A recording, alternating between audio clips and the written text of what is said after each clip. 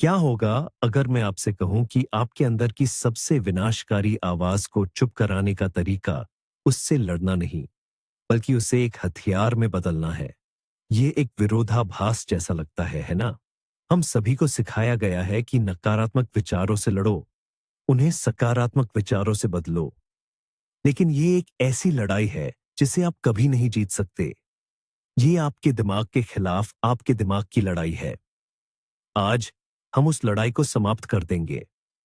हम स्टोइक्स के उस गुप्त सिद्धांत के बारे में बात करेंगे जिसके बारे में शायद ही कोई बात करता है। ये केवल दार्शनिक सिद्धांत नहीं है, बल्कि एक व्यावहारिक तकनीक है। एक ऐसी तकनीक जो आपको उस 1% पुरुषों में शामिल कर देगी जो अपने दिमाग पर राज करते हैं, न कि उसके गुलाम होते हैं। यह वह ज्ञान है जो औसत व्यक्ति की समझ से परे है। यदि आप इस मानसिक श्रेष्ठता को प्राप्त करने के लिए तैयार हैं, तो नीचे कमेंट करें नियंत्रण। आधुनिक दुनिया में एक पुरुष होना एक अंतहीन दबाव का खेल है। सोशल मीडिया पर निरंतर तुलना, करियर की दौड़ में आगे रहने का तनाव और हमेशा मजबूत दिखने की उम्मीद। यह माहौल आपके आंतरिक आलोचक के लिए एकदम सही प्रजनन स्थल है। वह आवाज जो फुसफुसाती है कि आप असफल हो जाएंगे, कि दूसरे आपसे बेहतर है, कि आपकी मेहनत का कोई फायदा नहीं होगा। ये आपकी गलती नहीं है, ये उस सिस्टम की गलती है जिसमें हम रहते हैं, जो हमारी कमजोरियों को उजागर करता है और हमारी असुरक्षाओं को बेचता है। अधिकांश पुरुष इस आंतरिक युद्ध से अनजाने में लड़ते हैं। वे अपनी ऊर्जा और क्षमता को एक ऐसे दुश्मन पर बर्बाद कर देते हैं जिसे वे देख भी नहीं सकते। वे इसे अपनी पहचान का हिस्सा मान लेते हैं। मैं बस एक चिंतित व्यक्ति हूं, या मैं खुद पर बहुत सख्त हूं। लेकिन यह एक झूठ है। ये एक प्रोग्रामिंग है, और किसी भी प्रोग्रामिंग की तरह इसे बदला जा सकता है। इस वीडियो में हम आपको उस प्रोग्रामिंग को फिर से लिखने का तरीका दिखाएंगे। पहला कदम, दुश्मन को फिर से परिभाषित करें। आपका आंतरिक आलोचक आपका दुश्मन नहीं है। इसे फिर से पढ़ें। वह आपका दुश्मन नहीं है।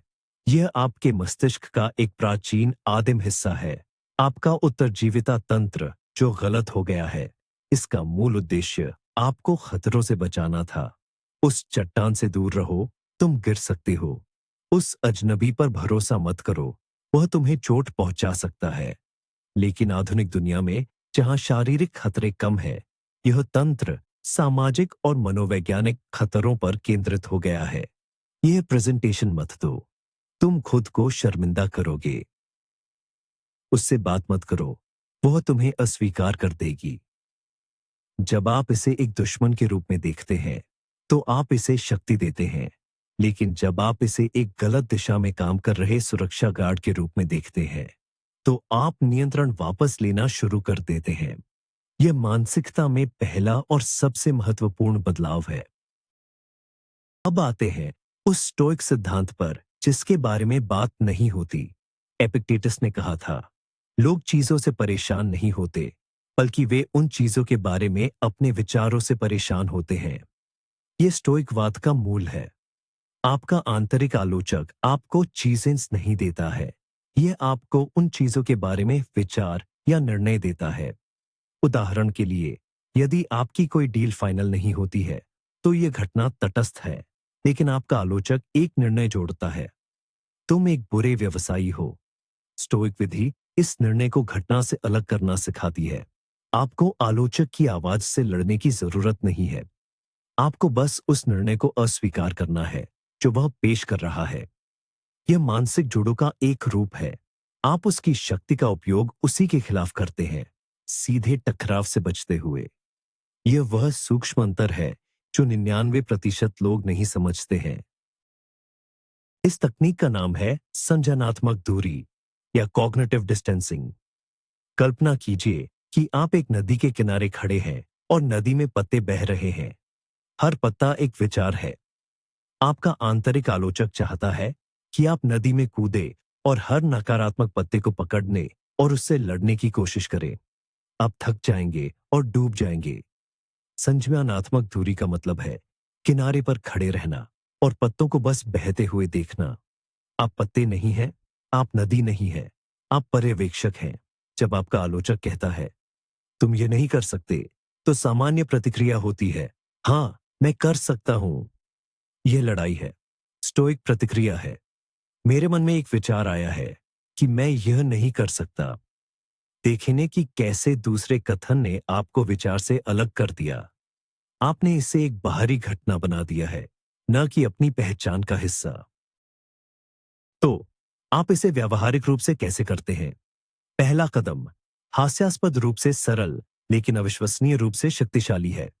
अपने आंतरिक आलोचक को एक नाम दें। हाँ, एक नाम, कुछ थोड़ा हास्यास्पद या साधारण सा, जैसे रमेश या चिंताराम।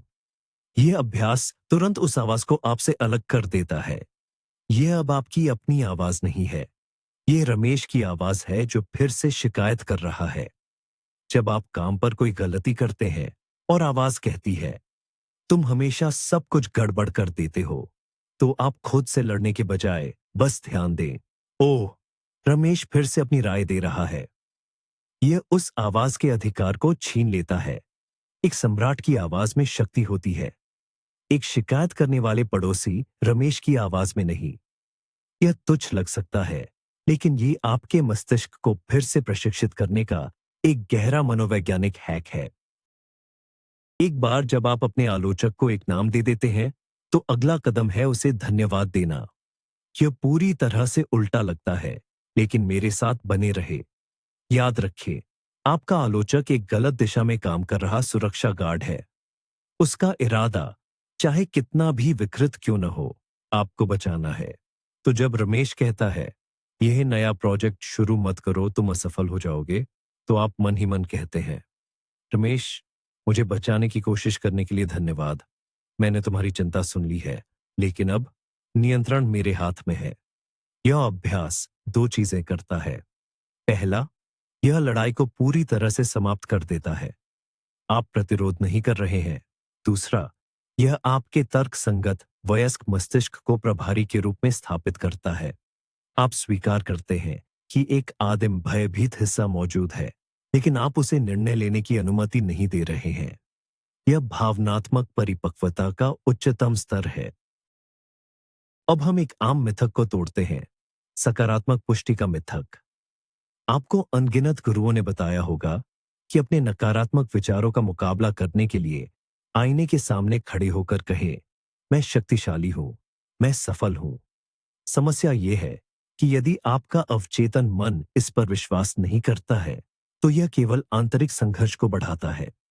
यह ऐसा है जैसे आपका आलोचक कहता है, तुम एक हारे हुए हो, और आप चिल्लाते हैं, नहीं, मैं एक विजेता हूं। यह एक अंतहीन बहस है। स्टोइक विधि बहुत अधिक परिष्कृत है। यह बहस नहीं करती, यह बस कहती है, एक विचार है कि मैं एक हारा हुआ हूं। यह कथन 100% सच और निर्विवाद है। विचार मौजूद है, लेकिन आप इसे तथ्य के रूप में स्वीकार नहीं कर रहे हैं। आप इसे सिर्फ एक मानसिक घटना के रूप में देख रहे हैं। यह सूक्ष्मता ही शक्ति है। स्टोइक दर्शन में एक महत्वपूर्ण अवधारणा है, सहमति या एसेंट। आपका आंतरिक आलोचक आपको सुझाव दे सकता है, लेकिन उसके पास तब तक कोई शक्ति नहीं है जब तक आप उस सुझाव पर अपनी सहमति नहीं देते। कल्पना कीजिए कि आपका आलोचक एक सेल्समैन है जो आपके दरवाजे पर नकारात्मक विचार बेच रहा है। वह कह सकता है, आज मेरे पास आपके लिए एक शानदार विचार है, आप एक धोखेबाज हैं और जल्द ही आपका पर्दाफाश हो जाएगा।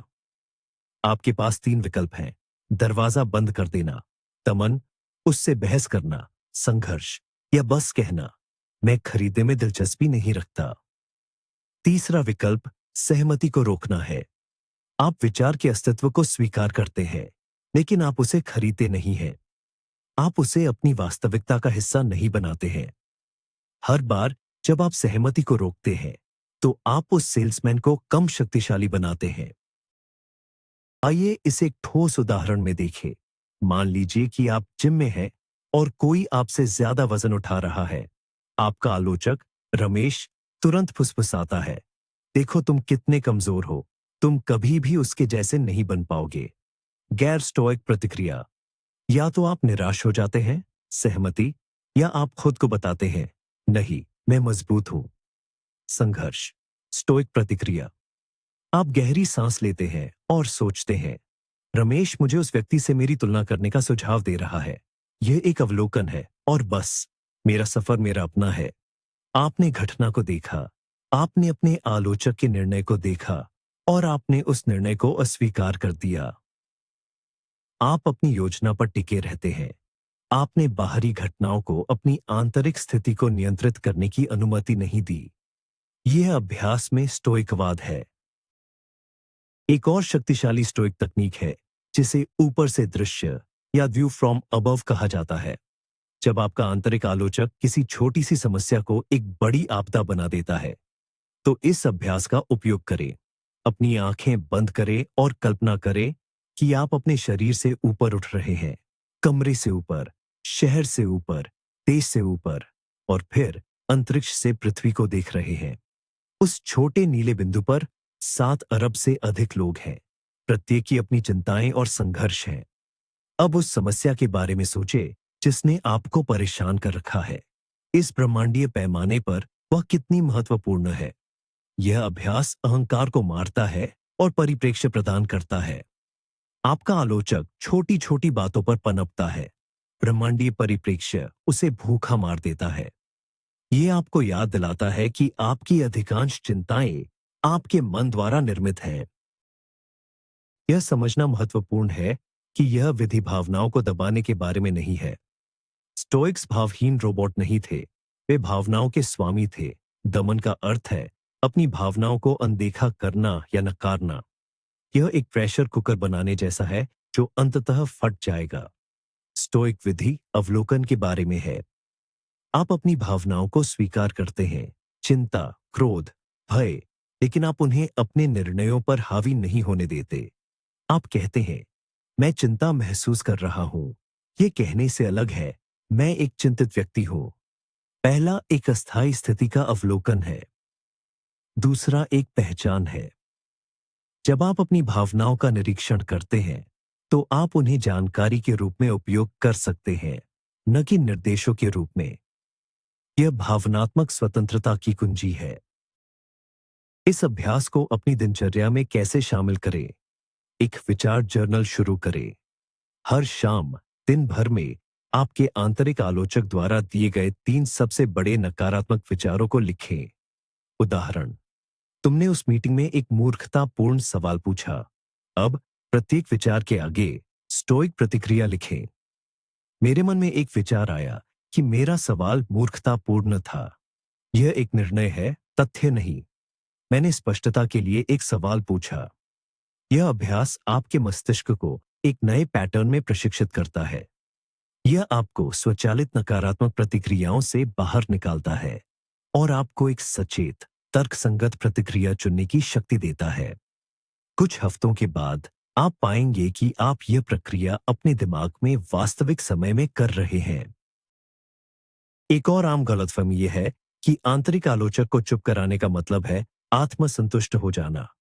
लोग डरते हैं कि अगर वे खुद पर सख्त नहीं होंगे, तो वे सुधार करना बंद कर देंगे। यह सच के बिल्कुल विपरीत है।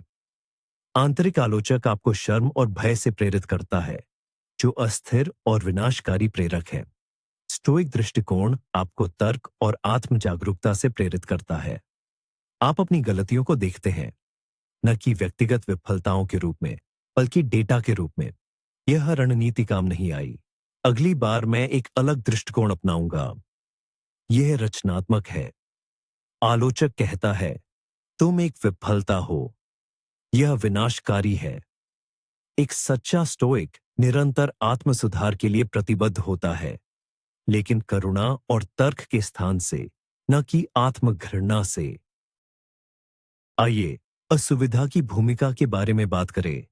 आपका आंतरिक आलोचक आपको आराम क्षेत्र में रखने के लिए कुछ भी करेगा। यह आपको अज्ञात के डर से पंगु बना देगा। स्टोइक्स ने स्वेच्छा से असुविधा को गले लगाने का अभ्यास किया। वे ठंडे पानी से नहाते थे, साधारण भोजन करते थे या फर्श पर सोते थे, यह याद दिलाने के लिए कि वे कठिनाई सह सकते हैं। जब आप स्वेच्छा से छोटी छोटी असुविधाओं को चुनते हैं, तो आप अपने आंतरिक आलोचक को एक शक्तिशाली संदेश भेजते हैं। तुम्हारी डराने की रणनीति मुझ पर काम नहीं करती। मैं डर से ज्यादा मजबूत हूं। हर बार जब आप जिम जाते हैं, जब आपका मन नहीं करता या जब आप एक मुश्किल बातचीत करते हैं जिससे आप बच रहे होते हैं, तो आप अपने आलोचक की आवाज को थोड़ा और कमजोर कर देते हैं। मार्कस ऑरेलियस, रोमन सम्राट और महान स्टोइक दार्शनिक, ने अपने लिए एक पत्रिका रखी थी जिसे आज हम मेडिटेशंस के नाम से जानते हैं। यह इस अभ्यास का एक आदर्श उदाहरण है। वह अपने विचारों को लिख रहे थे, उनका विश्लेषण कर रहे थे और खुद को स्टोइक सिद्धांतों की याद दिला रहे थे। वह अपने आंतरिक आलोचक के साथ संवाद कर रहे थे, लेकिन एक शासक के रूप में, एक गुलाम के रूप में नहीं। आप भी ऐसा कर सकते हैं। जब आप अभिभूत महसूस करें तो लिखें, अपने डर को कागज पर उतारें, फिर एक अलग रंग के पेन से एक स्टोइक की तरह प्रतिक्रिया दें। अपने तर्क संगत स्व को अपने भयभीत स्व को सलाह देने दें। यह आपके दिमाग को दो भागों में विभाजित करने और उच्च स्व को नियंत्रण देने जैसा है। यह समझना महत्वपूर्ण है कि यह एक बार का समाधान नहीं है, बल्कि एक आजीवन अभ्यास है। आपका आंतरिक आलोचक पूरी तरह से गायब नहीं होगा, क्योंकि यह आपके मस्तिष्क की संरचना का हिस्सा है। लक्ष्य मौन नहीं है, लक्ष्य अप्रासंगिकता है। आप उसे इतना शक्तिहीन बना देते हैं कि उसकी आवाज पृष्ठभूमि के शोर की तरह हो जाती है, जैसे दूर ट्रैफिक की आवाज। आप उसे सुनते हैं, लेकिन वह आपको प्रभावित नहीं करती। हर दिन आपको चुनाव करना होता है। क्या आप अपने आलोचक के निर्णयों को स्वीकार करेंगे या क्या आप उन्हें एक स्टोइक की तरह देखेंगे? हर बार जब आप दूसरा विकल्प चुनते हैं, तो आप अपने मानसिक किले की दीवारों को मजबूत करते हैं। इस अभ्यास का एक अप्रत्याशित लाभ है। यह आपको दूसरों के प्रति अधिक सहानुभूतिपूर्ण बनाता है। जब आप महसूस करते हैं कि आपके अपने नकारात्मक विचार केवल मानसिक घटनाएं हैं, तो आप दूसरों के शब्दों और कार्यों को भी कम व्यक्तिगत रूप से लेना शुरू कर देते हैं।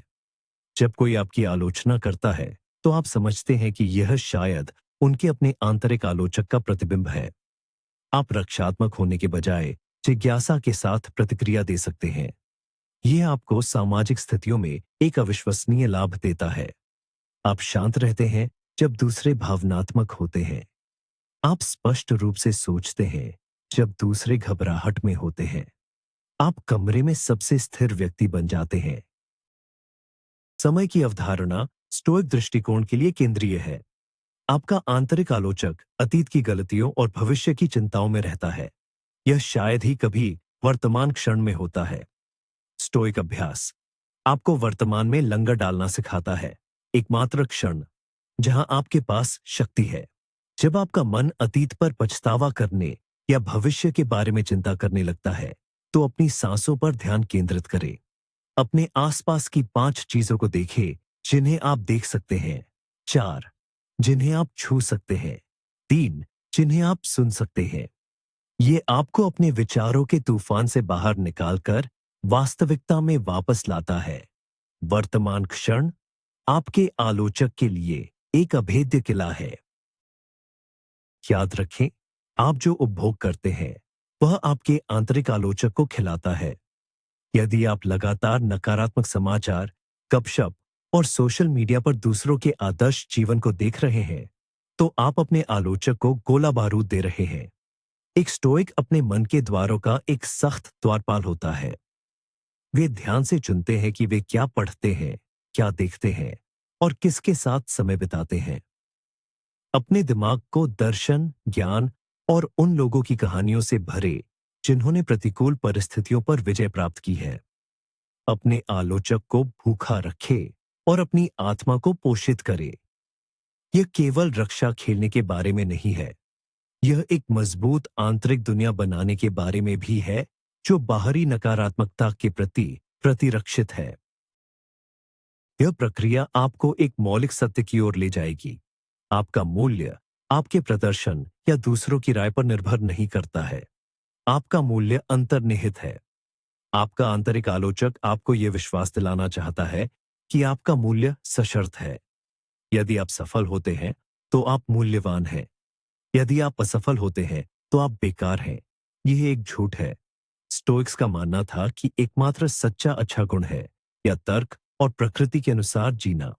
बाहरी चीजें, धन, प्रसिद्ध, स्वास्थ्य तटस्थ हैं। जब आप इस विचार को वास्तव में आत्मसात कर लेते हैं, तो आपका आलोचक अपना सबसे बड़ा हथियार खो देता है। वह आपको विफलता से नहीं डरा सकता, क्योंकि आप अब विफलता को अपनी पहचान के रूप में नहीं देखते हैं। अंत में यह सब एक साधारण विकल्प पर आता है। जब कोई विचार मन में आता है, तो अपने आप से यह प्रश्न पूछे जो मार्कस ऑरेलियस ने खुद से पूछा था, क्या यह मेरे नियंत्रण में है? आलोचक द्वारा प्रस्तुत अधिकांश चीजें, दूसरे लोग क्या सोचते हैं, भविष्य क्या लाएगा, अतीत में क्या हुआ, आपके नियंत्रण से बाहर है। आपका नियंत्रण केवल एक चीज पर है, आपकी प्रतिक्रिया, आपका निर्णय, आपकी सहमति। यही वह क्षेत्र है जहां आपकी सारी शक्ति निहित है। हर बार जब आप अपनी ऊर्जा को उस पर केंद्रित करते हैं जिसे आप नियंत्रित कर सकते हैं, और उसे स्वीकार करते हैं जिसे आप नहीं कर सकते, तो आप अपने आलोचक को शक्तिहीन कर देते हैं।